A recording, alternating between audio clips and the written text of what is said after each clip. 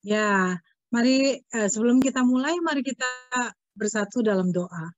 Bapa Surgawi, kami bersyukur karena kesempatan yang Kau berikan kepada kami untuk belajar bersama-sama mendengar suara-Mu Tuhan dalam kehidupan keluarga kami, pernikahan kami, Tuhan, hubungan mertua dan menantu. Bapa di surga, kami menyerahkan waktu ini, urapi hamba-Mu dan kami yang ada di dalam Zoom ini. Di dalam nama Tuhan Yesus Kristus. Amin. Amin, amin. Oke, apakah suara saya jelas ya? Jelas, Kak? Jelas ya? Oke. Oke, Bapak Ibu Saudara sekalian, kita terus menyambung pembicaraan minggu lalu ya.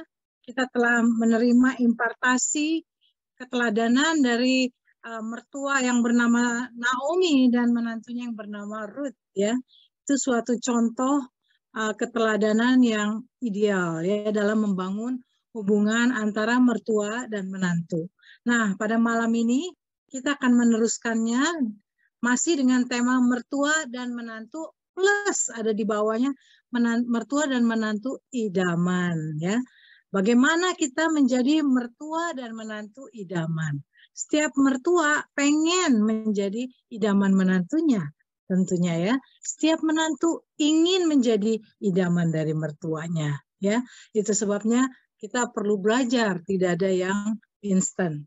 Mari kita beranjak ke slide berikutnya. Kita bersama-sama menyadari bahwa ketika kita menikah, ya, terjadi penyatuan dua pribadi ya menjadi satu, bukan hanya dua pribadi tetapi dua keluarga. Bukan hanya dua keluarga tetapi dua latar belakang ya. Itu menjadi satu gitu ya. Kemudian bukan hanya latar belakang, nilai-nilai dan kebiasaan. Nah, pernikahan di dalam Tuhan Yesus Kristus kita harus selalu mengingat ya, ini penting. Anda tidak hanya menikah dengan pasangan nikah Anda, tapi Anda menikah dengan keluarganya, dengan latar belakangnya, dengan nilai-nilai, dengan kebiasaan-kebiasaannya. Ya, dua pribadi, misalnya pribadi yang ekstrovert, menikah dengan yang introvert. Nah, ini kan perlu proses ya. Terus dua keluarga mempelai pria misalnya senang punya kesukaan, kesenangan itu kumpul-kumpul.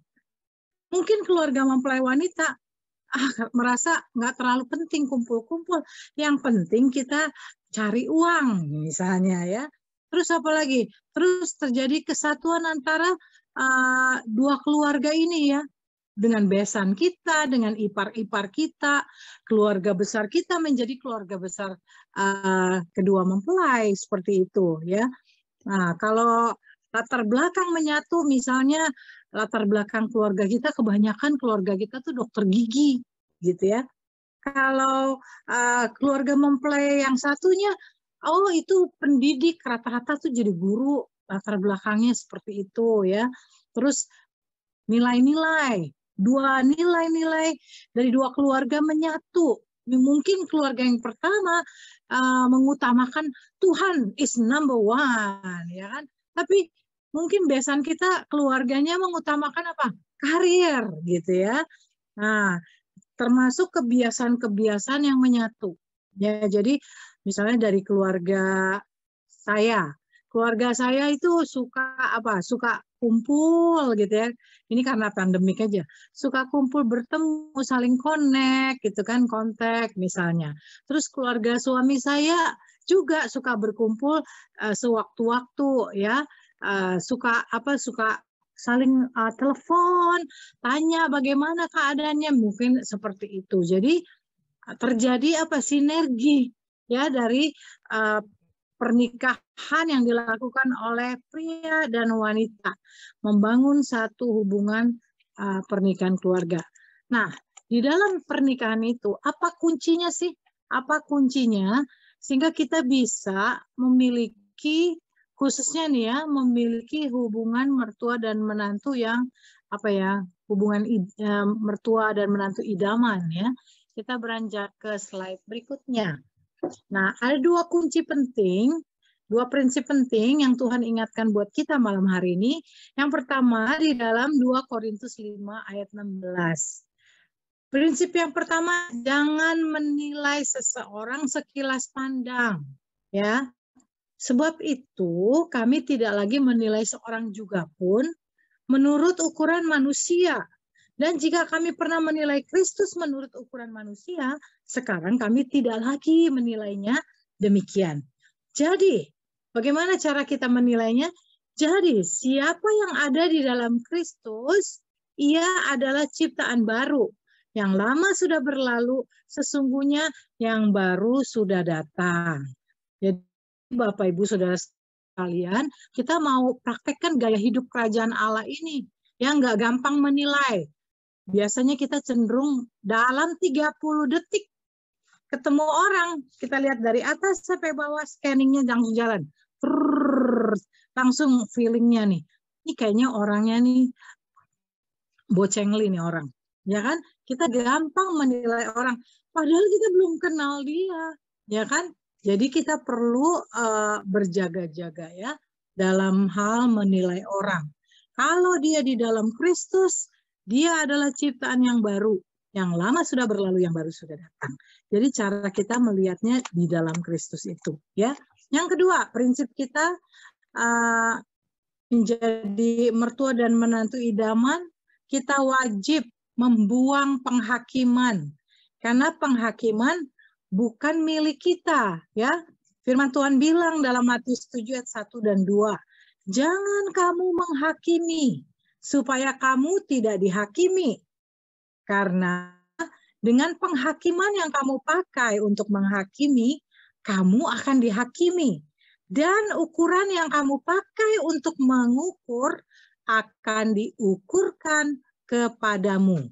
Wow, ini dua prinsip yang paling penting ya, yang bisa menghasilkan kualitas hubungan yang kita rindukan, yang kita harapkan ya di dalam pernikahan kita, khususnya antara orang tua dengan anak, antara suami dengan istri, dan mertua dengan menantu. Ya, jadi kita semua rindu mempraktekkan dua hal ini. Jangan lupa dicamkan baik-baik, ini dua prinsip penting. Kenapa? Karena visi kita di dalam pernikahan kita adalah kita mau bring heaven home. Kita mau surga terjadi di rumah kita. Surga terjadi di pernikahan kita. Surga datang dalam hubungan kita. Hubungan antara orang tua dengan anak, suami dengan istri, mertua dengan menantu ya, yang malam hari ini kita akan sama-sama pelajari. Nah, untuk itu tidak ada yang instan, Bapak Ibu Saudara sekalian. Kita perlu mengerjakan ya bagian kita supaya kita menjadi mertua dan menantu idaman. Mari kita teruskan ke slide berikutnya. Nah, bagaimana supaya kita menjadi mertua idaman ya? Wah, ini ada tipsnya, praktikalnya. Bagaimana menjadi mertua idaman? Yang pertama, kita harus belajar nih untuk mertua-mertua, jangan suka ikut campur urusan dalam negeri anak yang sudah menikah.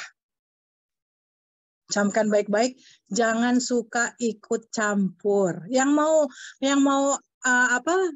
mau dalam waktu dekat menjadi mertua, anaknya akan menikah, ini juga bekal yang baik ya buat kita ya, buat Bapak Ibu Saudara sekalian. Maksudnya apa ya? Tidak ikut campur urusan dalam negeri anak yang sudah menikah. Ya, setelah anak kita menikah, bagian kita adalah memperhatikan dari jauh ya. Bagian kita hanya menyirami anak-anak kita yang menikah ini dengan doa-doa kita. Nah, kalau anak dan menantu kita menghadapi konflik, sikap kita harus netral. Kenapa? Karena kita nggak boleh berat sebelah. Karena menantu kita bukan hanya jadi menantu, dia anak kita, ditambahkan oleh Tuhan di dalam keluarganya kita, ya, keluarga inti kita. Itu sebabnya kita harus melihat bahwa menantu kita itu anak kita juga, gitu, yang Tuhan anugerahkan. Ada pasangan pernikahan yang nggak punya anak perempuan, jadi ketika dapat menantu anak perempuan, aduh, sukacitanya, ya, besar harapannya. Atau nggak punya anak laki-laki, jadi ketika dapat menantu pria, wah, kita punya ekspektasi banyak sekali. Nah, hati-hati ketika kita punya ekspektasi yang begitu banyak, nobody's perfect, ya. Dia bisa ada kelemahannya, ada kekurangannya dan kesalahan yang dia akan lakukan. Kita pasti kecewa kalau ekspektasinya kita taruh tinggi-tinggi, ya. Jadi bagian kita adalah, ayo kita memperhatikan dari jauh dan kita memberi nasihat ketika diminta. Jadi kalau nggak diminta, kita nggak boleh kepo. Halo, calon-calon mertua dan para mertua, jangan kepo, ya. Nah, ini tips yang paling bagus. Sebelum kita memberi masukan, memberi nasihat, biarlah kita doain dulu supaya tepat sasaran dan tepat guna, gitu ya.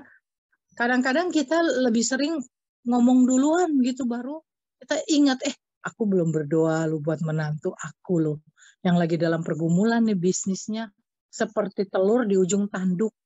Sadarkah kita ketika kita berdoa, Tuhan sanggup pegang telur yang di ujung tanduk itu untuk tidak menggelinding, jatuh, dan pecah. Itu sebabnya sebagai anak-anak Tuhan, mari, ya, kita mendoakan sebelum kita memberi masukan. Seperti itu, ya. Supaya anak-anak kita ketika menerima masukan, hatinya siap. Kalau enggak, dia bisa lebih terluka lagi, ya, kalau kita asal memberi masukan. Nah, untuk tidak ikut campur urusan dalam negeri anak bukan hanya dalam hal nasihat, tetapi kita juga perlu belajar tidak membuat keputusan untuk anak-anak dan menantu kita, ya, di dalam mereka menghadapi pergumulan. Bukan kita lagi, karena firman Tuhan bilang, katanya seorang anak akan meninggalkan ayahnya dan ibunya dan bersatu dengan istrinya. Nah, bagian kita apa? Bagian kita siap-siap aja kalau anak kita bertanya, sekedar masukan, tetapi keputusan harus anak kita yang buat, ya. Kenapa? Sehingga leadership-nya di dalam keluarganya berkembang, bertumbuh, gitu. Kalau udah menikah, tetap orang tua yang bikinin keputusan, dia tetap jadi kanak-kanak nantinya. Tidak bertumbuh, tidak dewasa.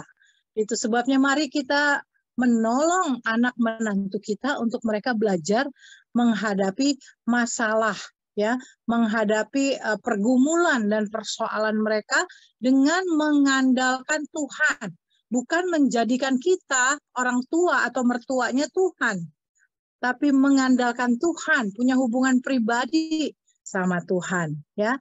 Kemudian kita juga harus belajar tidak menabrak nilai-nilai yang keluarga anak kita sudah tetapkan. Ini mungkin akan menolong kepada mertua yang tinggal bersama anak-anaknya atau anak menantunya. Ketika kita bergabung bersama anak-anak kita, ingat, kepala keluarga itu anak kita, bukan kita. Kita hanya bergabung di situ. Berarti kita submit kepada nilai-nilai yang mereka mau jalankan di dalam pernikahan dan keluarganya. Mengapa terjadi konflik? Ya, apa yang menjadi trigger keluarga itu konflik? Nah, khususnya antara mertua, ya, sama menantu. Karena apa? Karena kita intervensi nilai-nilai yang mereka sudah tetapkan. Contoh, dalam mendidik anak misalnya, ya kan, mereka udah punya nilai-nilai, pokoknya kalau anak kita salah, kita akan panggil dia ke kamar, kita akan bicara sama dia, kasih tahu kamu salahnya di mana, kita akan disiplin dia, sekalipun dia nangis kenceng, tetap itu bagian yang dia harus terima, dan dia harus minta ampun sama Tuhan, dan dia minta maaf atau dia rekonsiliasi sama saudaranya misalnya. Mereka saling bermaafan, baru mereka boleh keluar dari kamar itu. Misalnya seperti itu. Tapi ada mertua kalau dengar cucunya nangis, langsung galau hatinya, langsung khawatir, langsung bingung nanti gimana kalau ini cucu nangis terus sakit loh. Justru firman Tuhan bilang orang tua harus mendidik anaknya di jalan Tuhan, ya, selama mereka masih muda. Nanti tuanya mereka nggak akan menyimpang katanya perjalanannya. Jadi kita mertua jangan intervensi nilai-nilai itu, ya. Nah, saya pernah mengalami satu hari karena ibu saya udah sendirian cukup lama dan usianya mulai lanjut gitu. Jadi kami undang ibu kami tinggal bersama kami. Nah, sebelum dia masuk dalam keluarga kami diskusi, kami bicarakan nilai-nilai kami. Jadi ketika kami mengajar, mendidik anak kami, Mama tolong ya, Mama adjust, Mama join. Maksudnya Mama mengerti cara kami mendidik. Jangan intervensi, jangan. Kalau mau kasih masukan sama kami. Jangan langsung gitu. Akhirnya kita bikin kesepakatan, Bapak Ibu Saudara sekalian. Nah, satu hari kesepakatan itu bisa miss. Karena kan orang tua kita usianya bertambah bisa lupa gitu kan. Karena waktu dan faktor U dan yang lainnya. Tahu-tahu bisa diambil alih gitu kan. Nah, kalau seperti itu bagaimana? Nggak usah meledak gitu. Kita akan bicara baik-baik dengan orang tua kita, ingatkan dia bahwa, Mam, terima kasih, Mama udah taruh perhatian, tapi tolong serahkan kepada kami, orang tuanya akan mendidik anak kami. Seperti itu, sehingga jelas anak-anak kita tidak bingung, nggak dualisme, seperti itu. Nah, kalau mau jadi mertua idaman, bukan hanya nggak ikut campur urusan dalam negeri, kita perlu apa? Perlu menjadi mertua yang murah hati. Maksudnya apa nih murah hati? Jangan hitung-hitungan. Ada mertua suka hitung-hitungan ya. Dia suka apa? Suka tanda kutip lah. Suka pelit gitu. Sama menantunya pelit. Tapi kalau sama orang lain, baiknya minta ampun gitu ya. Dia berani mengorbankan banyak hal. Tapi kalau sama menantu, ditekan habis. Nah, kita harus bertobat nih kalau ada mertua yang seperti ini ya. Marilah kita menjadi mertua yang suka berbagi. Ya, kita memberi support dengan sukacita. Jangan terpaksa gitu ya. Dalam hal murah hati kita perlu juga memberi ruang maaf untuk kesalahan yang anak menantu kita buat, sengaja atau tidak sengaja. Ini komitmen penting nih. Ada ruang maaf gitu. Ada mertua yang apa ya, yang kena trigger. Triggernya adalah emosi mertua dan menantu yang meledak-ledak kan. Jadi kalau salah paham itu benar-benar diledakin kayak bom blast gitu di dalam rumah, di dalam keluarga. Seperti itu. Nah, itu sebabnya kita nggak mau ya, kita nggak mau memiliki hubungan seperti itu karena emosional, respon emosional yang meledak-ledak itu membuat mertua dan menantu terluka. Bahkan kalau cukup berkepanjangan, lukanya makin dalam, makin panjang gitu ya, tidak terkontrol emosinya. Nah, itu salah satu trigger loh terjadi konflik di dalam hubungan mertua dan menantu ya. Bukan cuma itu, jangan terlalu sensitif ya, jangan. Kalau ada sesuatu yang mengganjal, lebih baik doa kemudian bicara ya, bicara dengan baik. Nah, untuk mertua-mertua, kalau Anda mau memberi masukan, beri masukan melalui anak kita ya, beri masukan melalui anak kita, karena tanggung jawab suami mendidik istrinya atau tanggung jawab istri untuk mensupport, mendukung suaminya, mendoakan dan memberi masukan kepada istrinya. Tanggung jawab kita adalah kalau mereka minta masukan dari kita, baru kita memberi masukan. Ya. Kemudian biarlah kita menjadi mertua yang apa? Yang murah hati, artinya bersedia mengulurkan tangan ketika kita diperlukan pertolongannya. Misalnya menantu kita mau titip cucunya, ya. Biarlah kita mengatur waktu sedemikian rupa karena aduh, indah sekali, senang main sama cucu itu, ya. Nah, ketika cucu dititipkan, biarlah kita bersedia, ya, dengan hati yang rela, ya, untuk jaga cucu, temenin atau temenin menantu, mungkin yang mau melahirkan, misalnya suaminya tugas, anak kita tugas keluar, minta tolong temenin mam 1-2 malam, it's okay, kita bisa atur, ya. Kita bisa tolong gitu, seperti itu kalau rumahnya dekat-dekat, kecuali yang satunya jauh di luar kota, di luar negeri. Nah, itu mesti atur lebih lagi, ya, di adjust jadwal dan waktunya seperti itu. Nah, Bapak Ibu Saudara sekalian, kita perlu tidak ikut campur urusan dalam negeri dan perlu punya sikap hati yang murah hati, ya, untuk membangun hubungan dengan menantu kita. Ini menantu di sini bukan hanya menantu perempuan loh, ini menantu laki-laki, ya.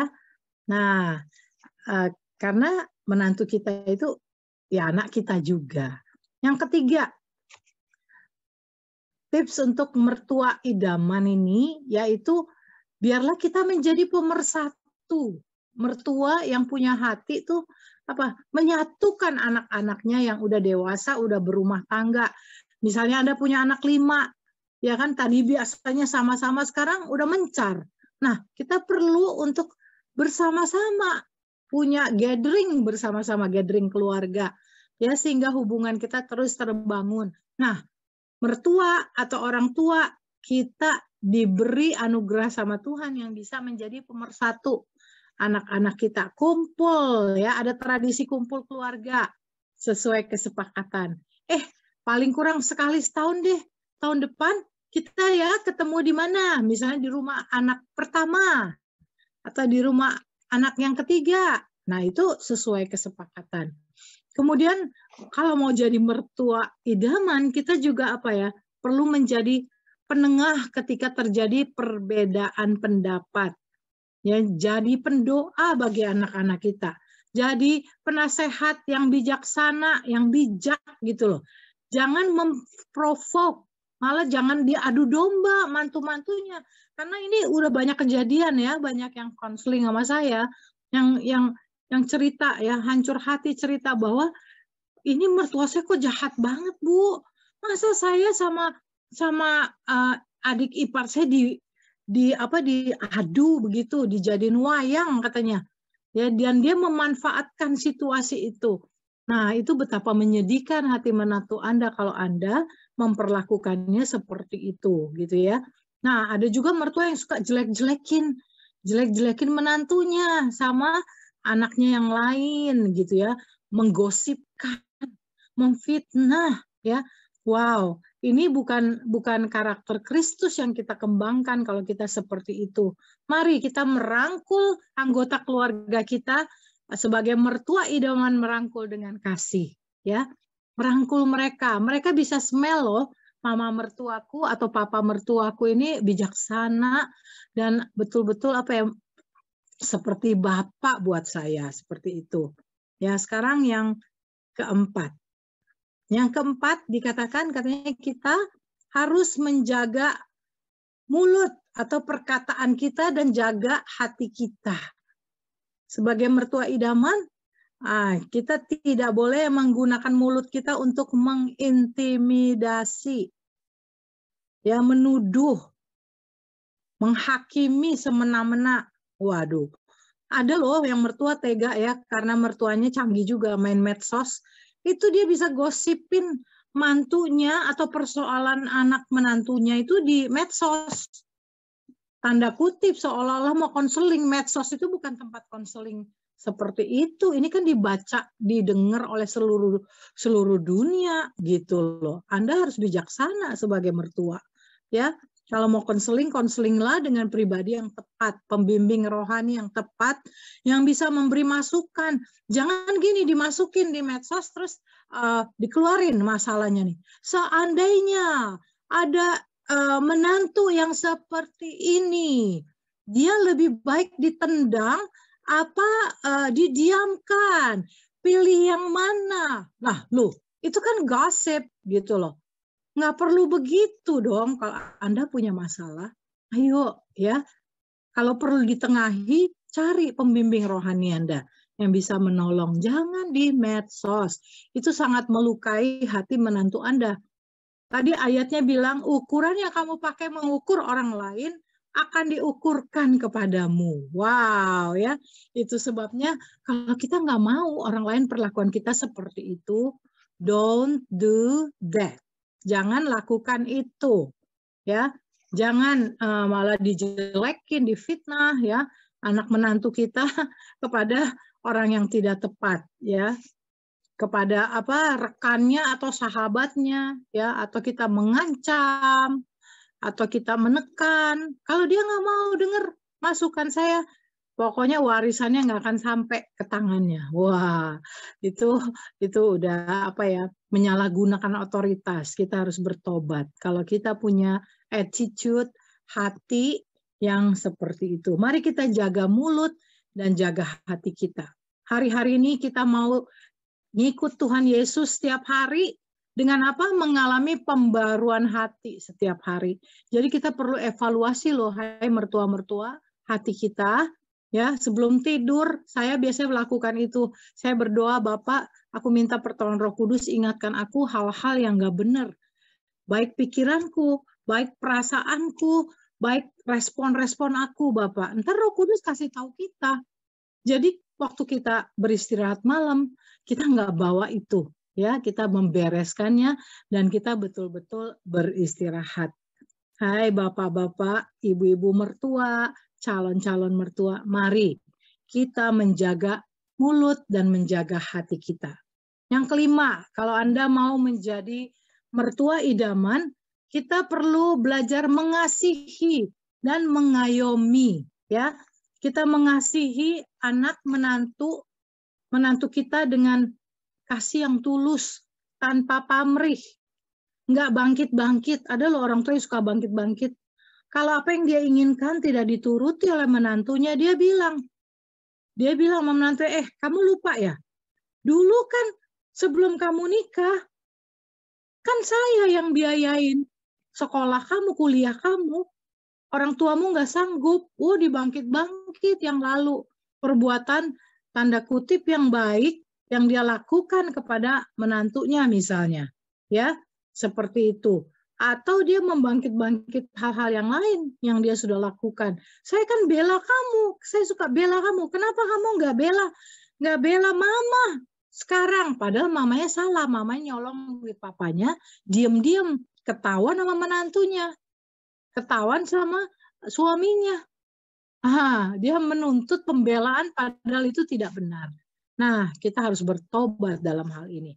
Marilah kita mengasihi dan mengayomi dengan kasih yang tulus. Kasih Kristus yang kita sudah terima, kita bisa salurkan. Pertanyaannya, kenapa banyak mertua nggak bisa mengasihi dengan tulus? Karena dia belum pernah merasakan kasih yang tulus dari Bapa Surgawi. Caranya gimana, Bapak Ibu Saudara sekalian? Mari datang kepada salib Kristus. Akui kita orang berdosa, undang dia masuk di dalam hidup kita. Kita menerima kasih yang tanpa syarat. Apapun keberadaan kita, dia tetap mengasihi kita. Karena dia menciptakan kita, kita anaknya. Nah, ketika kita mengalami kasih yang tulus dari Bapa Surgawi, kita bisa menyalurkan kasih itu. Ya, kasih kepada anak, menantu, cucu-cucu kita. Yang berikutnya, bagaimana kita mengasihi dan mengayomi? Tuhan ingatkan kita tidak memanfaatkan anak kita untuk keuntungan kita atau kepentingan kita. Ada orang tua yang suka manfaatin anak. Ya kan? Dia punya ambisi, anak saya harus jadi orang yang sukses. Bisnismen sukses. Nah, dia memanfaatkan anaknya pakai segala cara atau untuk nama baiknya. untuk ketenarannya. Kita harus bertobat loh kalau kita punya attitude seperti ini, ya. Dan jangan jangan mengarahkan anak kita atau menuntut anak kita, memberi anak kita paksaan dengan paksa. Dia harus ikutin yang kita mau. Contohnya anaknya mungkin punya rencana, mami, papi, kita mau rencana holiday nanti kalau PPKM-nya udah selesai, kita mau pergi ke Bali misalnya. Mamanya nggak suka, maunya perginya ke luar negeri. Maunya ke, misalnya tanda kutip, ke Singapura. Mertuanya bisa marah. Enggak, masa mama dibawa ke Bali? Saya maunya ke luar negeri. Lah, itu kan sesuai kasih karunia. Kenapa kita harus paksakan yang kita mau? Mari kita belajar bersyukur dalam segala hal yang dipercayakan Tuhan melalui anak dan menantu kita. Ya, jangan memaksakan kehendak kita. Kalau kita memaksakan kehendak pasti clash, ya, seperti itu. Mari kita adjust. Nah, Tuhan ingatkan bagaimana kita mengayomi menantu kita, ya, memberi pengayoman. Nah, itu kita udah belajar bersama-sama dari Pak Edi. Saya ingatkan kembali, kita memberikan dia apa? Kasih yang tidak bersyarat. Ya, kalau kita mengasihi dia karena dia betul-betul dia milik anak yang dipercayakan Tuhan kepada kita. Ya, jangan bersyarat kasihnya. Kalau dia nggak pelit sama saya bisa sayang dia. Tapi kalau dia pelit, sorry aja deh. Emang menantu cuma dia. Wah, ya. Terus apalagi? Kita memberikan otoritas moral, ya. Mengimpartasi itu kepada menantu kita. Seperti Naomi mengimpartasi, ya, apa Allah yang dia percaya, siapa Allah yang dia percaya kepada Ruth, ya, menantunya, dan Orpa. Kemudian bukan cuma otoritas moral, afirmasi potensi anak dan menantu kita. Kita mesti afirmasi loh. Banyak mertua-mertua lihat menantunya lebih unggul, lebih bagus, lebih berhasil, tapi kita jadi nggak suka, jadi iri hati. Ya, kita bukan memberi afirmasi potensinya, malah kita merusak. Kita jelek-jelekin dia, ya. Kita bikin hidupnya kacau gitu, ya. Dengan apa? Dengan kehebatan kita menyihir menantu kita, ya. Terus bukan cuma potensi afirmasi, kita berikan dia identitas sejati. Karena kita di dalam Tuhan Yesus, identitasnya yang kita harus ingatin adalah anak dan menantu kita, identitasnya yang sejati adalah engkau adalah anak Allah, ditebus dengan darah yang mahal, termasuk cucu-cucu kita. Ya, bukan identitas yang lain yang palsu karena kamu ganteng, karena kamu cantik gitu, atau kamu pinter, bukan. Tapi karena kamu berharga, karena kamu milik Kristus, ditebus dengan darah Kristus. Seperti itu, ya. Nah, kita akan teruskan. Bukan hanya kita perlu belajar tentang mertua idaman, ya, bagaimana menjadi mertua idaman. Sekarang yang terakhir kita mau belajar bagaimana menjadi menantu idaman, ya. Semua menantu punya kerinduan loh, ya. Punya kerinduan, punya mertua idaman. Nah, tentunya nggak hanya mertua yang harus melakukan bagiannya. Kita sebagai menantu juga harus melakukan bagian kita. Ya, yang pertama, menjadi menantu idaman kita perlu menghormati dan mengasihi mertua kita, orang tua kita. Makanya penting sekali kalau kita mau menikah, melihat calon kita bebet, bibit, bobot, itu nasihat orang tua. Jangan bilang kuno loh. Jangan bilang kuno. Karena kita bisa lihat kalau dia hormat kepada orang tuanya, dia bisa menghormati kita, mertuanya. Dia hormat, ya. Dia menghormati orang lain. Dia menghormati Tuhannya. Dia bisa menghormati kita dan mengasihi kita. Nah, bagaimana kita menghormati dan mengasihi mertua kita?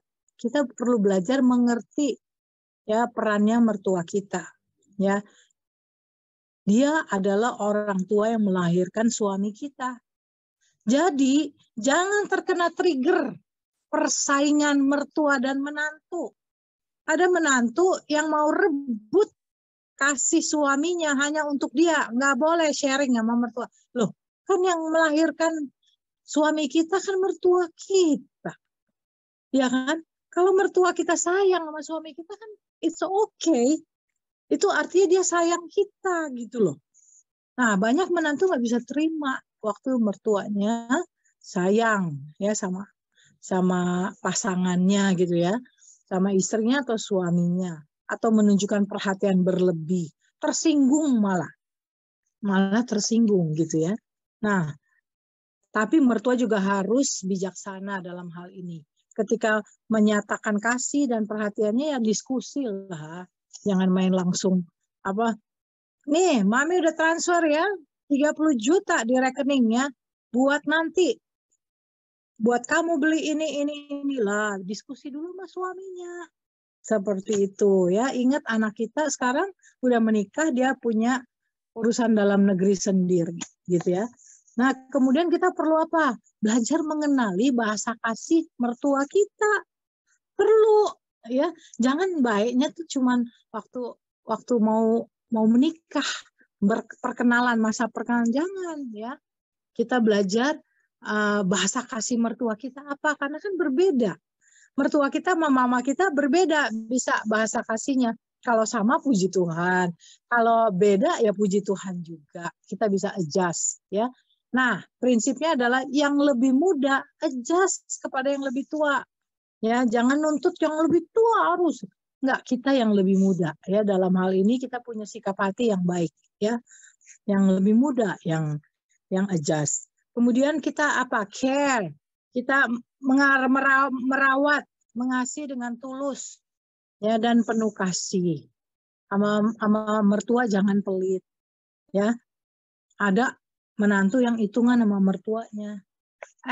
Si mama nih udah berapa lama tinggal sama kita?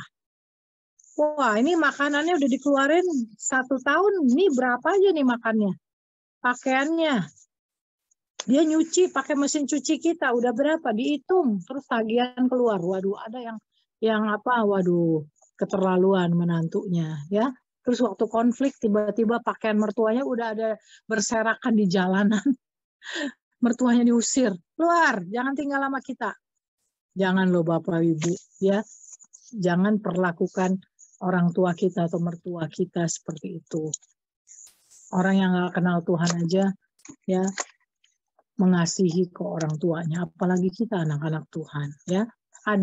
Ada reward loh Tuhan sediain ketika kita merawat orang tua. Ketika orang tua kita udah mulai mungkin demensia, lupa-lupa, suami-suami harus mengajar istrinya untuk mengasihi ibumu, ayahmu, orang tua. Ya mungkin dia nggak bisa tinggal bersama-sama engkau, tapi tetap ada perhatian dan kasih yang kita tunjukkan kepada orang tua kita. Ingat, satu hari Anda akan jadi tua. Apa yang kita perlakukan kepada orang tua kita atau mertua kita, itu yang kita tuai. Anda menabur kasih, Anda menuai kasih. Anda menabur hormat, Anda menuai hormat. Anda menabur ya berkat jasmani kepada mertua Anda. Contohnya lah lagi Imlek, kasih angpau sama orang tua. Perlu sekali-sekali anak-anak kita diajarin nih. Mama buat angpau yang paling gede ini buat Popo ya, mama mertua. Kenapa? Karena Popo sudah melahirkan papa. Karena Popo sudah membesar. Jadi kita jelasin sama anak kita mengajar dia untuk menghormati orang tua, dan berkat Tuhan tuh mengikuti ya, mengalir kepada orang yang menghormati orang tuanya. Panjang umurmu katanya di bumi Tuhan berikan ya. Tuhan menyediakan berkat-berkat. Nah, kita kenali bahasa kasihnya, caring dengan tulus dan penuh kasih. Yang kedua, untuk menjadi menantu idaman, kita perlu apa? Miliki kemurahan hati, ada empati, ada belas kasihan, ya. Bukan hanya mertua yang jangan pelit, menantu juga jangan hitung-hitungan pelit gitu loh. Kalau duit udah masuk, dipegang kuat-kuat. Pokoknya nggak boleh. Ini nggak boleh. Ini hanya untuk keluarga aku. Lah, mama mertua kan keluargamu juga. Ya, jangan pelit. Terus jangan berat sebelah, gitu loh. Kalau buat mamaku, aku jor-joran kasih. Tapi kalau mertua, nggak usah, nggak perlu. Loh, biar dia ada, tunjukin attitude hati kita, mau memperhatikan dia, memberkati dia. Ya, tentunya sesuai yang dia need gitu loh. Ada mertua yang waktu kita mau berkati, dia nggak mau. Dia nggak mau bentuknya dalam bentuk uang. Ya kasih perhatian, kasih waktu gitu ya. Waktu kebersamaan, temukan bahasa kasih dia yang tadi kita udah belajar. Jangan berat sebelah, hanya dekat, hanya baik kepada keluarga kita, tapi keluarga mertua kita kadang-kadang kejam, ya. Kita harus bertobat kalau kayak gitu. Kemudian beri ruang yang luas untuk pengampunan, untuk melepaskan pengampunan, karena nobody's perfect. Mertua kita bisa salah ngomong, mertua kita bisa kepleset, ya kan, kulit pisang dan melukai. Saya punya pengalaman sama Pak Edi satu hari, wah kita mau ketemu anak menantu kita ya, senang, sukacita gitu ya. Ketika kami tiba pada waktu itu nggak lama lah, beberapa hari gitu, tiba-tiba lagi diskusi apa gitu, salah ngomong. Ya kita salah ngomong dan itu menyakiti perasaannya. Ya, aduh dia sedih sekali gitu. Tiba-tiba dia menarik diri gitu. Waduh, kami perasaan jadi nggak enak ya. Aduh, tujuannya kan kita mau apa ya, menolong, menghibur, kita mau fellowship. Tapi ini kita udah salah nih. Kita salah ngomong nih, nggak tepat waktu gitu ya bicaranya. Terus akhirnya apa? Akhirnya saya dan suami saya kita berdoa. Kita datang sama Tuhan, kita udah salah, kita harus beresin.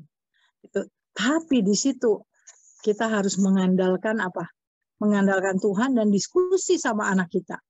Waktunya apakah sudah tepat? Karena wanita itu perlu waktu ya untuk handle konflik di dalam dirinya. Nanti anak saya bilang, Mam, nanti kalau udah cooling down, nanti aku kasih tahu, kita ketemu ya, ngobrol bareng-bareng.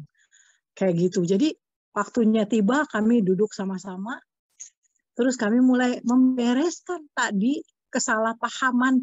Itu cepet banget kok bisa salah paham begitu ya, salah ngomong kayak gitu, nggak pada tempatnya dan melukai hatinya. Nah di situ Tuhan bilang, rendahkan hatimu, minta maaf untuk apa perkataan yang tidak tepat kamu ucapkan kayak gitu. Jadi kami sama-sama minta maaf dan indah sekali ya, dia mau mengampuni kami, dia memaafkan kami juga lega gitu kan. Akhirnya di sini kuncinya. Bonding terjadi bukan hanya waktu Anda hahaha pada momen-momen happy, tidak.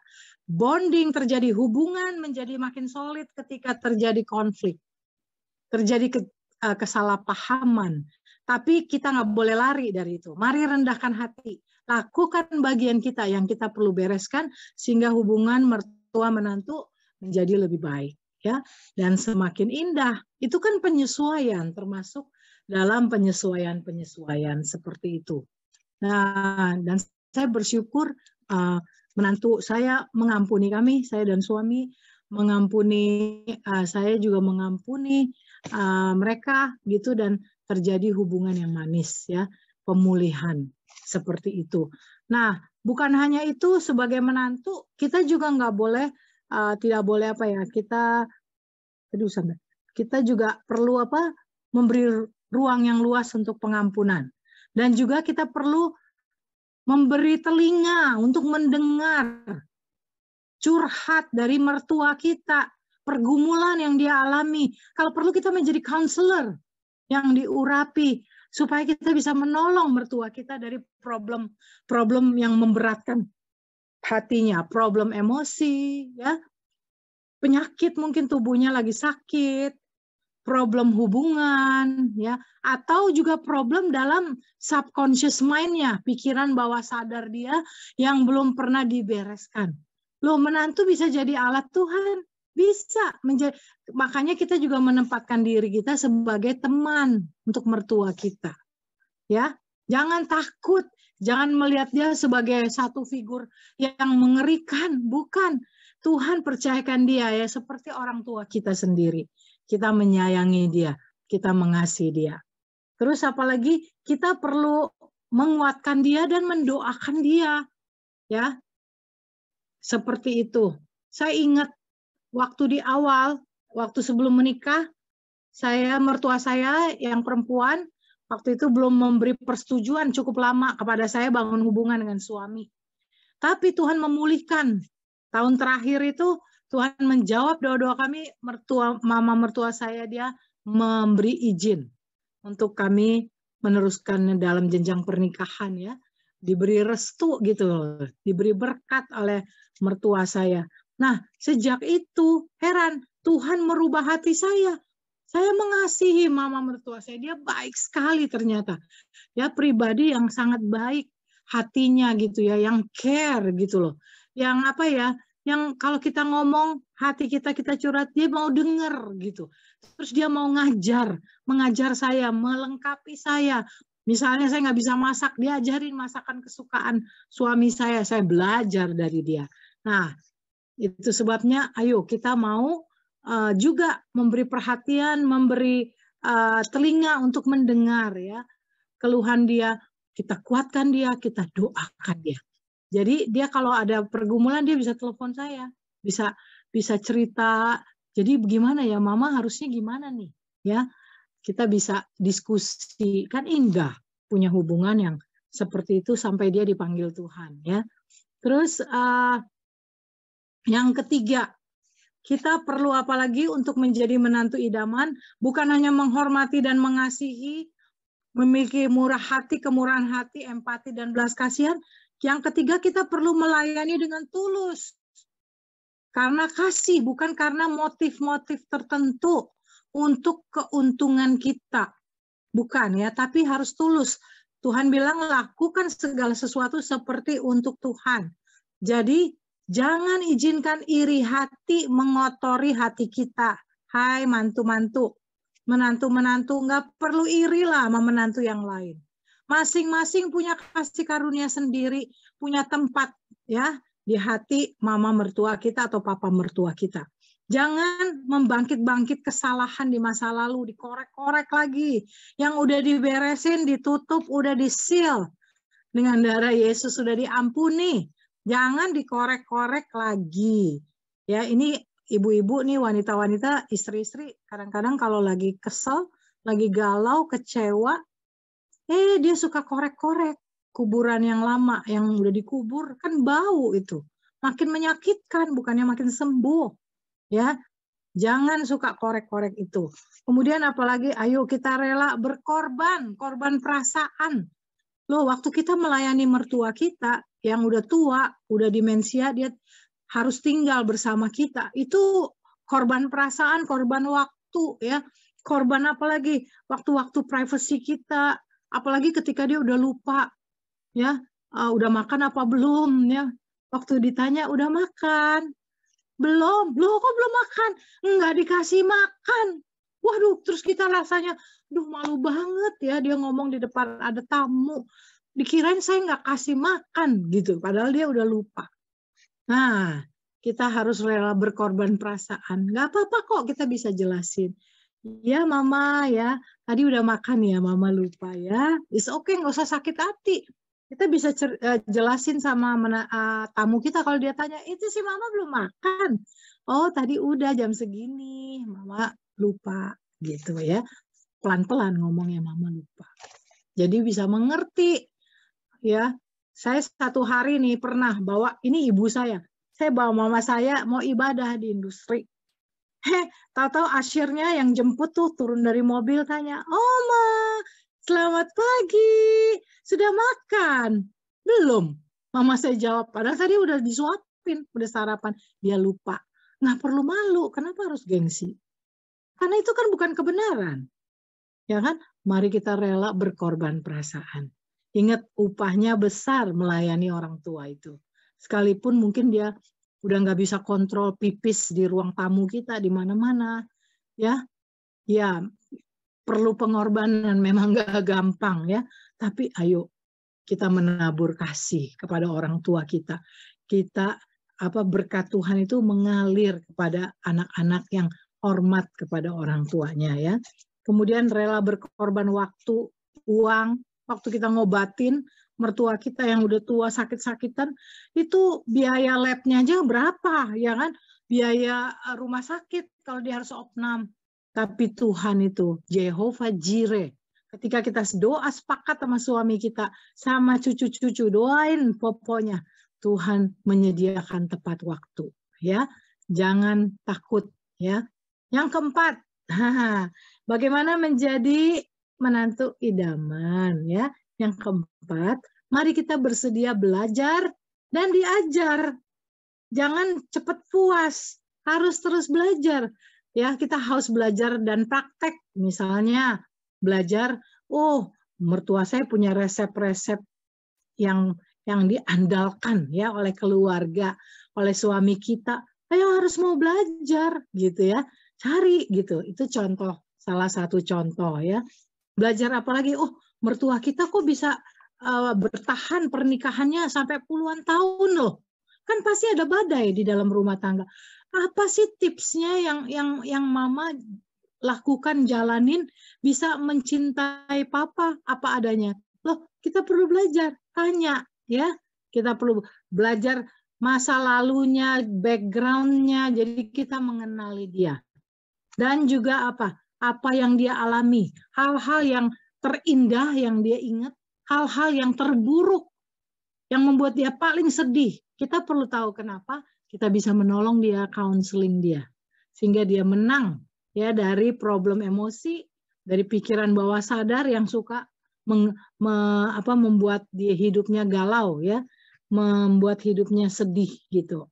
Kemudian kita perlu belajar beri perhatian hari-hari khususnya mertua nih ya, orang tua kita juga hari spesialnya, hari ulang tahunnya, anniversary-nya, kita perhatiin nggak? Bukan cuma itu, waktu dia lahir baru.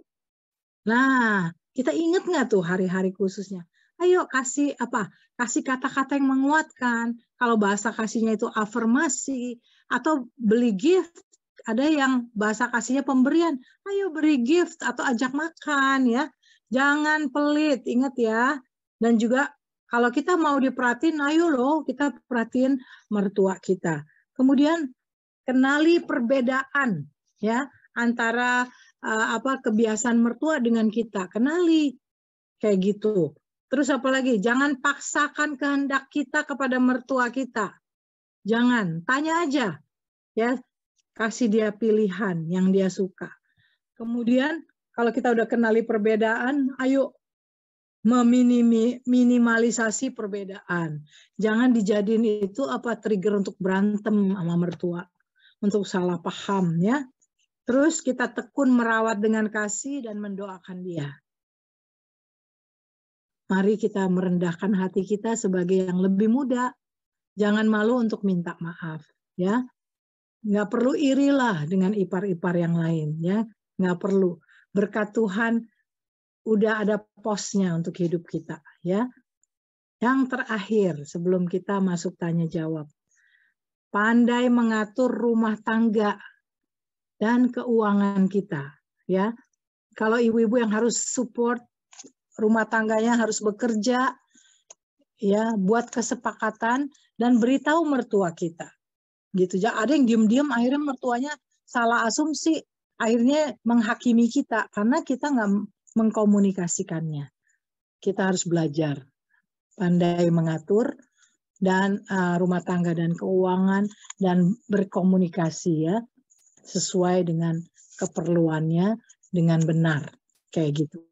Nah, Bapak Ibu Saudara sekalian, kesimpulan dari pelajaran kita hari ini, menjadi mertua dan menantu idaman itu tidak instan. Perlu proses, perlu waktu, perlu perjuangan, perlu pengorbanan. Marilah kita lakukan bagian kita masing-masing, tentunya dengan pertolongan Tuhan. Ya, kita nggak bisa pakai kekuatan kita, tidak ada yang kuat. Kemudian kita tidak memberi penilaian secara sembarangan.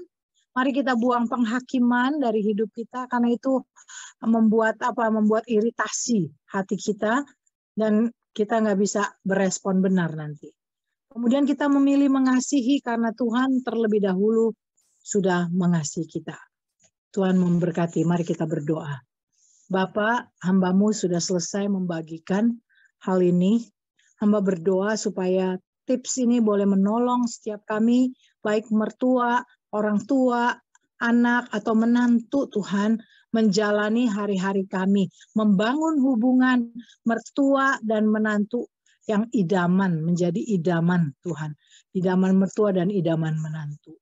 Terima kasih Tuhan, dialah Roh Kudus yang terus menolong kami menjabarkannya dalam kehidupan kami sehari-hari. Hamba kembalikan segala pujian, hormat, dan kemuliaan kepada Engkau. Dalam nama Tuhan Yesus. Amin. Amin, amin, amin. Wow, saya sangat diberkati nih Karos ya. Tipsnya keren banget ya, sangat membumi ya teman-teman ya. Saya sih jujur ngaku dosa, saya belum menjadi menantu idaman nih Karos. Harus belajar terus nih, wow. Harus ingat tuh ada bersedia belajar dan diajar. Wow, itu benar-benar itu nggak habis waktu ya. Jadi kapanpun nggak lihat usia, nggak lihat waktu ya. Jadi teman-teman tetap kita harus terus belajar supaya menjadi menantu atau mertua idaman. Ya, Karos, ini ada pertanyaan nih beberapa nih Karos di chat, mungkin saya bacakan ya. Dari pria nih, Bapak Ari ya. Bagaimana kalau menantu atau anak mantu kita tidak percaya sama kasih Kristus yang harus kita bagi hidup mereka sehingga komunikasi kita putus. Jadi mungkin anak menantunya belum lahir baru kali ya Kak ya. Iya. Gimana caranya berkomunikasi ya dengan mereka sehingga nggak ada itu putus komunikasinya gitu. Ya silakan Kak. Tuhan ingatkan kita adalah suratan Kristus yang dibaca, ya, dibaca. Hidup kita itu dibaca oleh orang lain. Kalau menantu kita belum dalam Tuhan, bagian kita adalah berdoa, bersyafaat buat menantu kita supaya kemurahan Tuhan, anugerah itu datang kepada menantu kita. Dia boleh dijamah hatinya. Doa yang paling mantap dan powerful adalah doakan seperti ini, Bapak, aku berdoa. Misalnya nama menantunya siapa? Disebut, Tuhan biar dia, Tuhan kau ciptakan situasi supaya menantuku, Bapak, boleh kenal Engkau, kenal kebenaran, dan boleh menjadi bagian dalam kerajaan Allah. Itu doa yang akan pasti dijawab oleh Bapak kita. Pertama, kita bersyafaat buat dia. Kedua, karena kita adalah suratan Kristus. Sikap kita, respon kita, kita harus menunjukkan bahwa Kristus hidup di dalam kita. Yes. Ya, itu kita memberi ruang yang tadi tuh, pengampunan yang luas, karena nobody's perfect. Ya pasti ada salah, bisa bikin salah. Yes. Atau kita juga harus mengampuni diri kita. Seperti itu. Karena kita juga bisa bikin salah. Kemudian tunjukkan kasih kita yang tulus sama dia. Yeah. Justru bukan waktu dia lagi happy-happy, waktu dia dalam pergumulan. Ketika kita memberi kata-kata yang tepat, yang menguatkan dia, mendukung dia, kita mendoakan dia, justru itu akan menyentuh bagian yang paling dalam di hatinya. Yes. Karena manusia itu cenderung perlu kasih sayang gitu ya. Kasih, hati kita mengasihi dia, sayangnya itu harus ditunjukin sama menantu kita sampai dia waktunya tiba dituai dalam kerajaan Allah. Yes. Contoh lah, ini kebalikannya, bukan menantu yang belum bertobat, mertua. Ya, waktu saya dan suami berdoa buat mama mertua saya, itu perlu waktu yang panjang. Saya percaya semua ipar-ipar, adik-adik mendoakan dia juga. Kami sepakat berdoa. Suami saya berdoa 38 tahun. Kadang-kadang kita bilang, Tuhan, aku doain orang itu, teman aku, sahabat aku, 2 tahun, 5 tahun udah bertobat Tuhan. Ini 38 tahun. Perlu waktu yang panjang. Tapi end up-nya dia diselamatkan, dia jadi milik kerajaan Allah. Yes. Umur 80 tahun bertobat. Tuhan kasih 4 tahun perpanjangan untuk dia menangin adiknya. Ya, dibawa kepada Tuhan bersama-sama dan mereka ikut Tuhan Yesus sampai Tuhan panggil dalam iman, ya, dalam damai pulang ke rumah Bapa. Jadi Bapak, saya kuatkan Anda, doa untuk seseorang diselamatkan pasti dijawab. Karena Tuhan mau semua orang diselamatkan. Dia datang buat semua orang.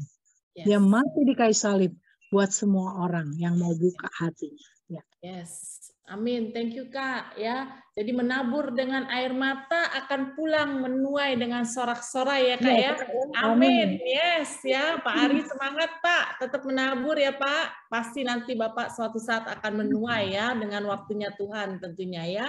Ya, ini ada juga pertanyaan nih Kak dari Ibu Michelle ya.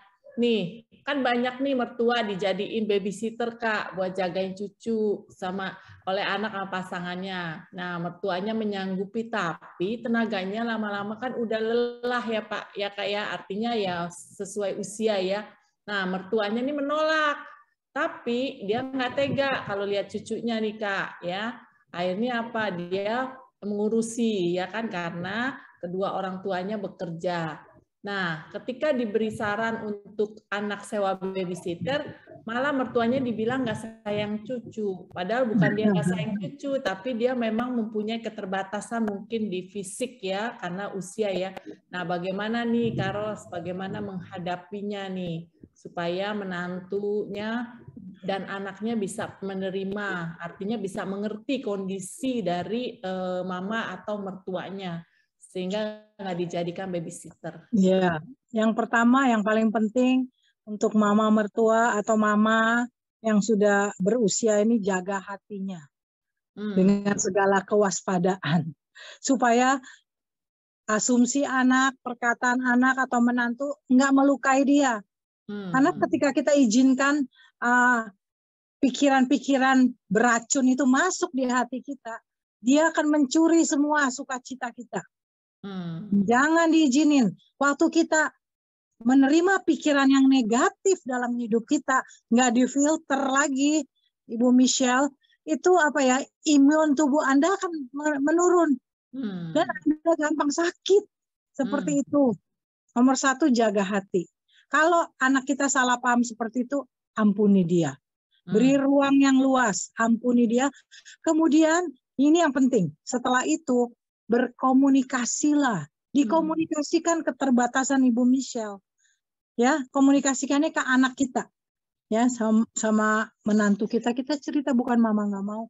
Mama ini merasanya seperti gini. Karena kan tubuhnya kita bukan, anak kita nggak tahu, nggak bisa ngerasain. Yes. Jadi komunikasikanlah dengan kesabaran. Jangan dengan emosi, dengan meledak-ledak. Ya, nggak sampai nanti komunikasinya.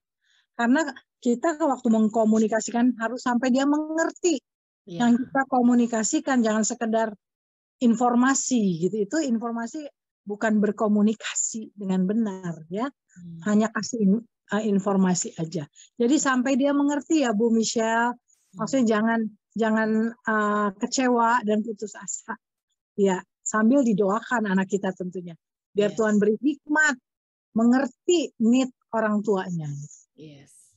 Oke. Jadi berkomunikasi lewat pertanyaannya Karos ya, bukan pernyataannya Karos ya.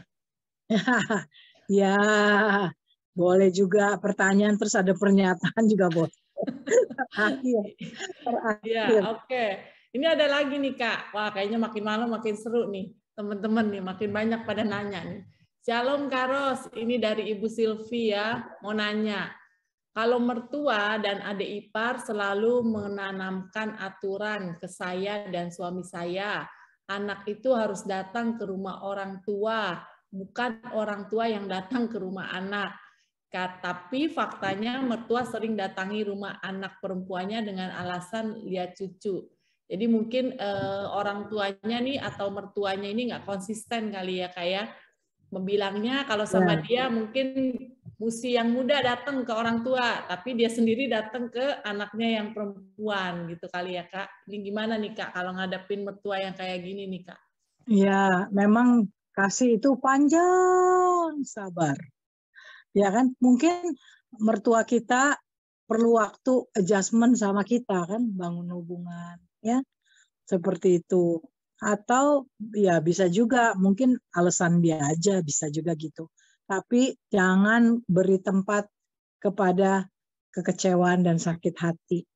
sebagai anak atau menantu jangan, ya. Kalau memang dia mau begitu, ya sudah, ya, it's okay. Kita nggak perlu tuntut kok. Kan hidup kita nggak ditentukan oleh dia datang atau enggaknya gitu loh. Enggak. Tapi kita yang lebih muda, ayo kita yang adjust. Dengan sukacita, dengan kerelaan kita datang mengunjungi dia, membawa cucunya. Nih mama, kita yang harus deketin cucu kita, anak kita atau cucunya dia kepada mama mertua atau orang tua seperti itu. Itu mungkin menolong dia juga dan menolong terjadinya hubungan kayak gitu.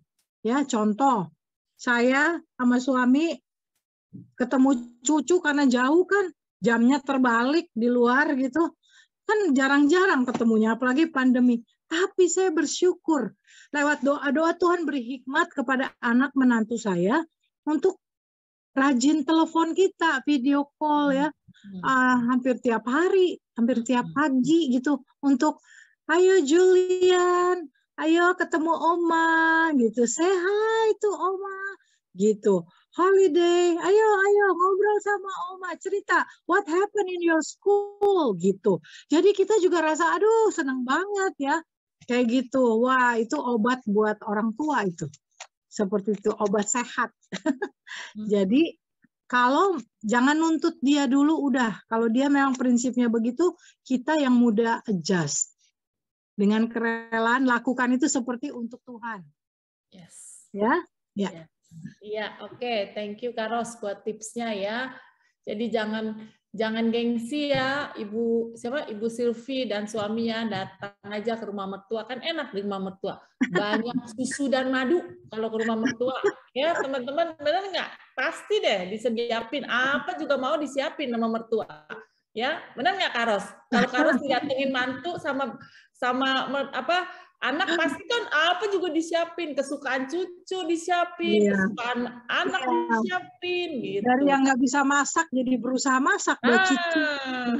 Ya. Begitu ya. Oke. Ini ada lagi pertanyaan nih Kak Ros. Mau tanya bagaimana menghadapi perbedaan cara mendidik anak karena mertuanya nih lebih dominan, Kak. Ya. Itu yang tadi saya share ya. Ibu saya juga dominan orangnya. Jadi waktu dia bergabung di rumah kami duduk sama-sama, kami jelaskan cara.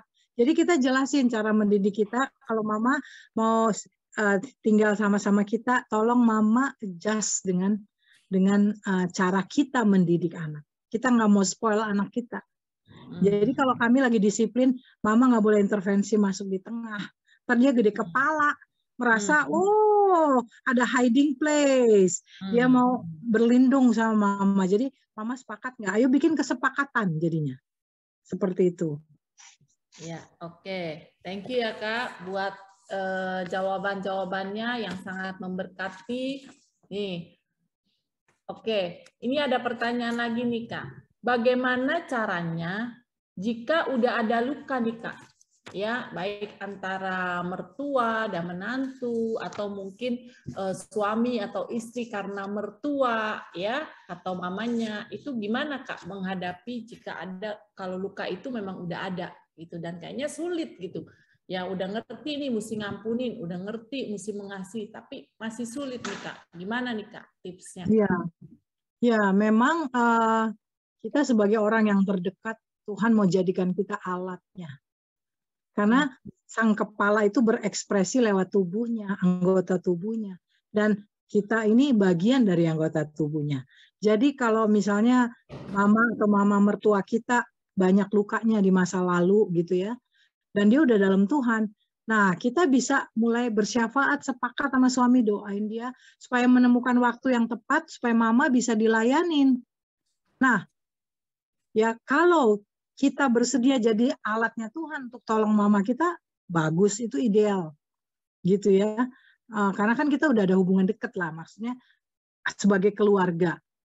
Tapi kalau ini belum terjadi, kita bisa berdoa, Tuhan kirim orang yang tepat, yang bisa membina dia, membimbing dia. Misalnya dia di-join di Kompak, BR berapa.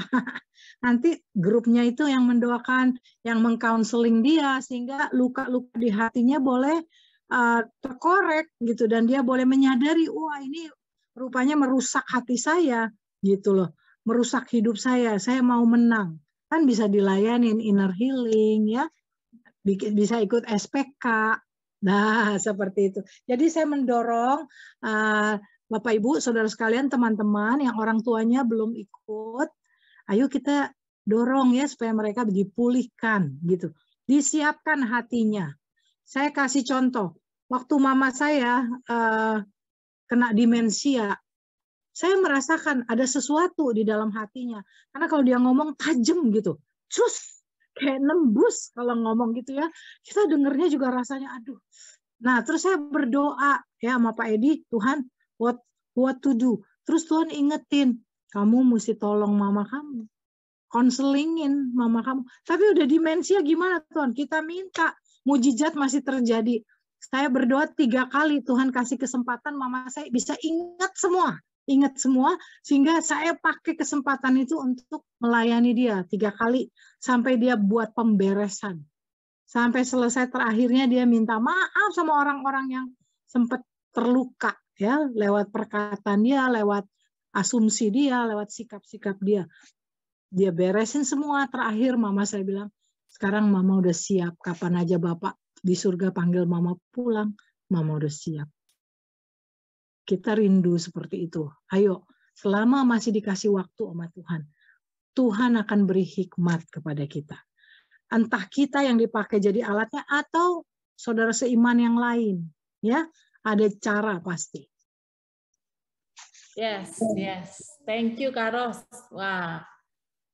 Ya, teman-teman, jadi kalau ada mantu, menantu atau mertua ya yang membutuhkan ya untuk dilayani, yang udah ada luka, boleh silakan diajak ke Koramdeo ya, supaya nanti akan dilayani ya oleh para kohos-kohos nih di sini ya, akan masuk ke dalam ruang BR namanya breakout room. Nah, hari ini kita juga akan mendengar kesaksian ya dari salah satu teman kita yang juga ada di BR, mertuanya ada di BR, menantunya juga ada di BR ya, supaya teman-teman bisa mendengar ya. Silakan saya kasih kesempatan buat Ibu Erna, apakah sudah masih ada? Bisa di Zoom? Iya, silakan Ibu Erna buka mic-nya. Iya, ini dia. Malam semua, malam. Malam. Ya, malam. Shalom Erna. Saya cuman mau meneguhkan ya ajaran dari minggu lalu sampai minggu ini. Benar banget, ini yang saya alami juga gitu loh. Saya berusaha menjadi seorang menantu yang seperti Ruth, sebenarnya seperti Ruth. Yang awalnya memang nggak gampang ya, nggak gampang masuk. Seperti yang tadi Kak Ros bilang, kita menikah bukan hanya menikah dengan suami kita gitu loh, tapi kita juga harus bisa bersatu dengan keluarganya gitu, dengan mamanya, papanya, adiknya gitu kan. Jadi itu awal-awal memang saya nggak gampang itu. Tapi karena kebiasaan mungkin dari keluarga saya, mungkin masaknya kalau saya bawang putih dulu, udah itu daging, udah itu sayur. Kalau mertua saya dia maunya bawang putih dulu, udah itu sayur dulu, nanti terakhir baru dia masukin dagingnya gitu loh. Jadi itu soal masak aja kita bisa ada selisih gitu sebenarnya awal-awalnya. Cuman karena saya mulai pelajari apa yang mertua saya mau gitu loh. Jadi saya nurut aja gitu loh. Dan menganggap dia sebagai orang tua saya gitu loh. Jadi mungkin ini orang tua baru saya yang ajarannya tuh seperti ini gitu loh. Dan saya punya satu prinsip juga yang tadi Kak Ros bilang tadi ya, di Kolose 3 ayat 23 ya. Apapun juga yang kamu perbuatlah dengan segenap hatimu seperti untuk Tuhan dan bukan untuk manusia gitu loh. Dan itu saya terapkan dalam kehidupan keluarga saya gitu loh.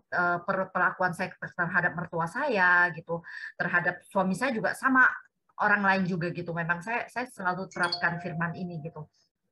Dan memang awalnya ya nggak gampang ya, maksudnya penyesuaian itu bikin ya mungkin sampai kaget-kaget, sampai sempet nangis gitu. Cuman dengan berjalannya waktu kita mulai mau mengerti gitu, mau mengerti mertua kita maunya apa.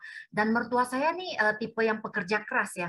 dia pekerja keras, dia karena mungkin dari kehidupan yang lalu dia gitu kan, dia tinggal dengan orang juga gitu. Jadi saya melihat itu sebagai bukan hal yang ini ya. Jadi bukan, aduh mama kok kerja terus gitu kan. Jadi saya belajar dari dia gitu loh. Saya lihat, oh mungkin mama sukanya menantunya juga rajin gitu kan, kerja terus nggak diem gitu loh. Saya belajar gitu dan saya bersyukur untuk itu semua. Saya sekarang menjadi seorang ibu yang juga nggak bisa diem gitu loh. Jadi nggak bisa ada waktu.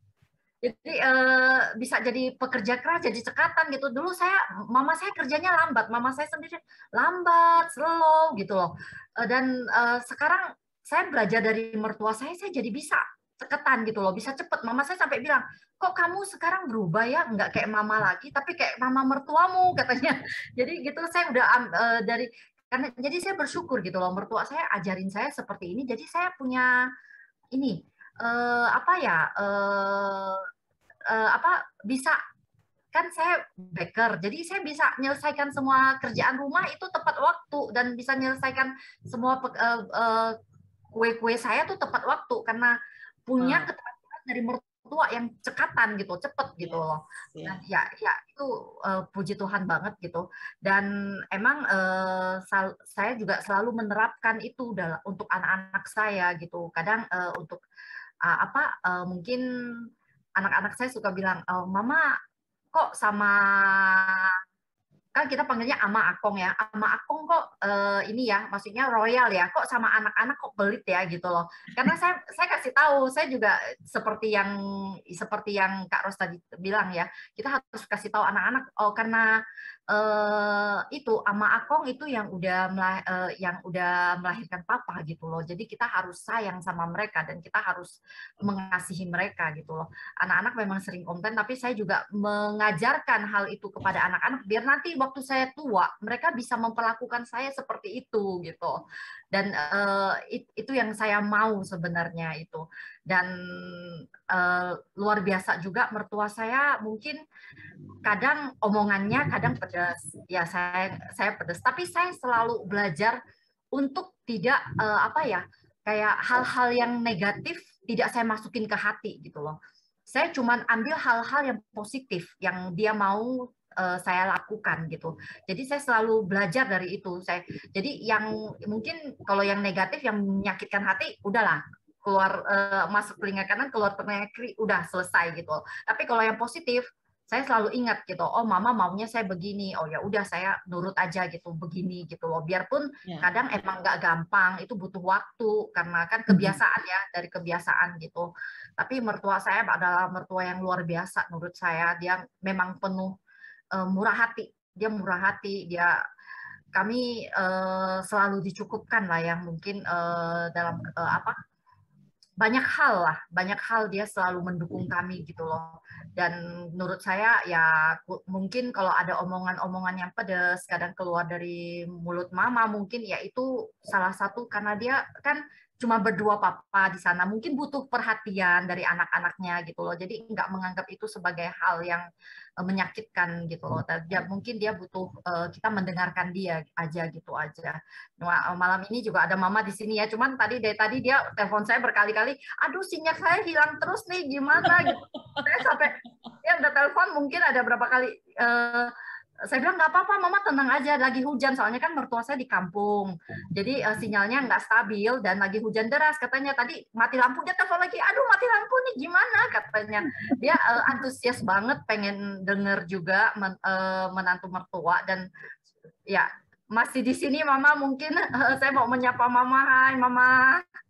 Ya, ini dari versi menantu ya. Sekarang kita dengar dari versi mertua ya. Apakah mereka kompak nih ya, mertua sama menantu. Halo Ibu Kartini, shalom. Wah. Dengar nggak nih Bu, apa yang diomongin sama Erna nih Bu? Ya. Sudah dengar semua, luar biasa. Memang jadi mertua kadang ada ngomongnya agak pedes, tapi Erna enggak ambil hati. Luar biasa ya, saksi Erna ya. Sedikit. Ya, dari awal Erna waktu menikah sama anak saya sudah 17 tahun. Wow. Luar biasa. Kami tidak pernah bertengkar, tidak pernah berkelahi, tidak pernah cekcok, tidak pernah masalah tetangga, masalah keuangan, tidak pernah. Semuanya baik. Yes. Ya, Tuhan beri kita yang terbaik. Ya, Yang terbaik. Ah, sudah 17 tahunnya Erna. Enggak terasa ya. Iya. Ya, namanya ngomongnya ada pedas, kadang ada itu amarahnya agak naik, kadang kan amarah turun. Tapi kami satu keluarga sukacita loh. Ada kasih mengasih, sayang menyayang, damai sejahtera. Kadang diajak ibadah keluarga. Gimana cerita mesbah keluarga? Ya, mesbah keluarga. Kami tetap bersyukur. Ya. Saya bersyukur dapat mantu itu yang baik. Ya, pertanyaan saya nih, Ibu Kartini, apa Erna udah jadi menantu idaman nih? Ya. Udahlah, bersaksi saya sampai di sini lah. Tuhan memberkati kita ya. Ya, oke. Thank you, Ibu. Ya, Tuhan berkati. Terima kasih ya, Bu Kartini. Tuhan berkati. Ya, oke, teman-teman. Karena waktu ya, teman-teman. Ini terakhir. Ada pertanyaan nih, Karos. Ya, terakhir ya, teman-teman. Mohon maaf nih, karena waktu juga ya. Ini pertanyaannya seru nih, Karos. Bagaimana caranya menghadapi mertua yang lagi falling in love? Dan falling in love-nya itu di satu komplek, Karos, ya. Jadi selalu cari-cari alasan untuk bisa menghubungi nih, ya, yang dia ini ya, yang lagi dia falling in love. Nah, sebagai anak karena satu komplek ini agak-agak malu nih, Karos, ya kan? Gimana nih caranya nih, Karos nih? Maksudnya mungkin bisa buat tips buat anaknya, karena anak dan menantu sudah memberikan pengertian ya. Tapi mertuanya dan mamanya ini kayaknya tidak menanggapi ya. Oke, silakan. Ini mertua ya? Mertua atau mama? Mertua, perempuan. Ya. Oke, masih muda ya? Mungkin Ibu bisa buka, Ibu Leni bisa buka mic-nya. Bu Leni yang bertanya. Halo, Bu Leni. Oh, 75 tahun, Karos. Oh, 75 tahun. Ya. Umur kedua nggak, Karos? Ya, jadi temen lah ngobrol sama mama, ya kan. Suaminya baru meninggal, mungkin dia kehilangan. Ya kan, kehilangan. Dan perlu ada orang yang mendengar, yang kasih perhatian. Bukan yang meninggal ini anaknya, Karos. Jadi suami masih ada. Suami saya sudah meninggal, jadi suaminya Ibu Leni ini, yang ini mertuanya, yang falling in love ini mertuanya. Iya, maksudnya suaminya masih ada atau udah meninggal? Mertua pria kamu masih ada nggak, Leni? Mertua pria masih ada atau udah meninggal? Udah meninggal 25 tahun yang lalu. Ya, berarti kalau seperti itu mama kan ada need-nya. Nah, kalau orang udah usia 75 tahun, yang dia perlukan udah bukan seks lagi. Yang dia perlukan adalah teman yang mau dengerin dia, yang bisa diajak ngobrol, bisa enak ngobrol kayak gitu. Berarti kita ngomong baik-baik dulu sama mama, ya. Mama perlu kita mengerti need-nya dulu. Itu. Baru nanti diarahkan yang baik buat dia gitu. Misalnya masukin dia ke grup anak-anak Tuhan aja biar mama perlu gaul, kan dia perlu bergaul. Gitu. Apalagi walaupun usia 75 dia masih lincah gitu kayak gitu. Dia perlu teman. Jadi lebih baik kita arahkan ke yang baik, yang positif gitu loh. Seperti itu, dan yang bisa memberi masukan sama dia. Biasanya kalau anak kan nggak dianggap ya. Nah, kalau yang satu grupnya dia, kemudian ada yang berohani, bisa menolong dia untuk dia menemukan perasaan-perasaan dia, ini perasaan apa, kayak gitu. Ya, nanti sambil didoakan nanti dia bisa ngerti, oh iya ya, yang saya perlukan kan bukan pacar, bukan cowok yang saya perlu, yang saya perlukan temen untuk ngobrol. Berarti kan nggak harus kawin lagi. Gitu, dikasih pengertian itu. Yang dia perlukan adalah ada dalam komunitas itu, seperti itu. Ya, oke ya Ibu Leni, mungkin nanti bisa langsung dipraktekkan ya. Oke Kak Ros, karena waktu, terima kasih ya Kak Ros buat tips-tipsnya nih, buat praktikalnya ya, sangat-sangat membumi ya, supaya kita juga bisa praktek ya. Terima kasih teman-teman juga ya yang udah join sampai dengan saat ini ya. Semoga apa yang disampaikan oleh Kak Ros bisa kita langsung praktek ya untuk kita menjadi menantu idaman ataupun mertua idaman ya. Tentunya kita mau tutup ya Mesbah Forum Duo kita malam hari ini. Saya mau minta tolong Ibu Agnes mungkin Bu bisa mendoakan Kak Ros dan kita semua. Oke. Thank you Kak Ros untuk share firman-Nya hari ini, sangat memberkati. Ya, 2 minggu ini kita banyak belajar dari apa yang juga terjadi dalam kehidupan Ibu Ros ya. Bapak Ibu, mari kita sama-sama memberkati Ibu Ros. Yes. Bapak dalam surga, kami bersyukur Tuhan, 2 minggu ini kami mendengarkan banyak hal yang sudah diberikan share firman Tuhan yang sangat memberkati setiap pribadi kami Tuhan. Ajarkan setiap kami Tuhan, untuk kami bisa juga mengerti apa yang menjadi kehendak-Mu di dalam kehidupan keluarga kami, terutama hubungan antara mantu dan mertua Tuhan. Kami serahkan setiap kami ke dalam tangan-Mu. Ketika kami sudah belajar ini, kami mempraktekkan itu di dalam kehidupan kami sehari-hari. Dan Bapak, malam ini kami berdoa untuk Ibu Ros dan Bapak Edi Tuhan, biarlah Engkau memakai mereka lebih lagi Tuhan, untuk menjadi saluran berkat bagi setiap orang Tuhan, terutama bagi keluarga-keluarga Tuhan. Bapak, kami serahkan Ibu Ros dan Bapak Edi ke dalam tangan-Mu Tuhan, biarlah pengurapan-Mu bekerja di dalam kehidupan setiap mereka Tuhan. Kami serahkan mereka semua ke dalam tangan-Mu Tuhan. Dan kami berdoa untuk setiap kami yang ada di tempat ini, biarlah kami juga menyerahkan hidup kami semua ke dalam tangan-Mu Tuhan. Kalau sebentar kami akan beristirahat juga Tuhan, Kau memberkati tidur kami dengan nyenyak. Tidak ada sesuatu pun yang dapat mengganggu kehidupan kami Tuhan. Perlindungan-Mu ada di dalam hidup setiap kami Tuhan. Kami serahkan setiap kami ke dalam tangan-Mu. Di dalam nama Tuhan Yesus kami berdoa dan mengucap syukur. Amin.